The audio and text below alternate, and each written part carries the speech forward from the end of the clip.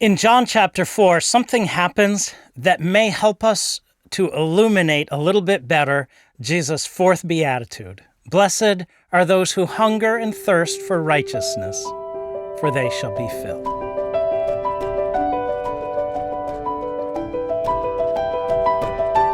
Last week, I focused on the idea of thirst, and this week I want to think about hunger. Because in John chapter 4, we find the very familiar story of Jesus meeting with a Samaritan woman at the well. Now, I'm not going to go through that whole story because you probably know it very well.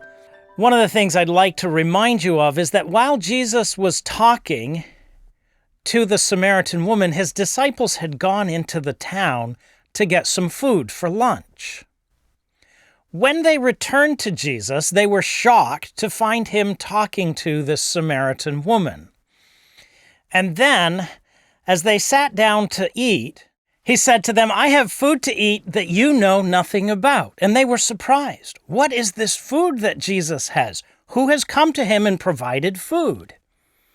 And Jesus then says this, "My food is to do the will of my Father." What I'm hungry for, Jesus says, is to do God's work. Now, this, I think, is really interesting because we have, I think, sometimes a very negative view of righteousness. So let me explain what I mean by that.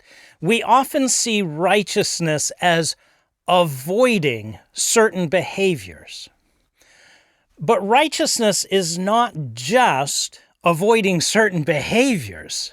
Just as importantly, it is seeking out what God desires for us to do. The book of Ephesians says that God has prepared good works for us. And part of righteousness is discovering the good things that God has given us to do and doing them. The Christian faith is not so much about what we don't do as it is about what God has placed before us and what we hunger to do to honor and glorify Him. Blessed are those who hunger and thirst for righteousness, for they shall be filled. If we truly hunger to do what is good and right and faithful in this world, to live compassionately and kindly, caring for those around us, if that's what we hunger for, we will be filled, because we will fill our lives with the works that God has put before us to do.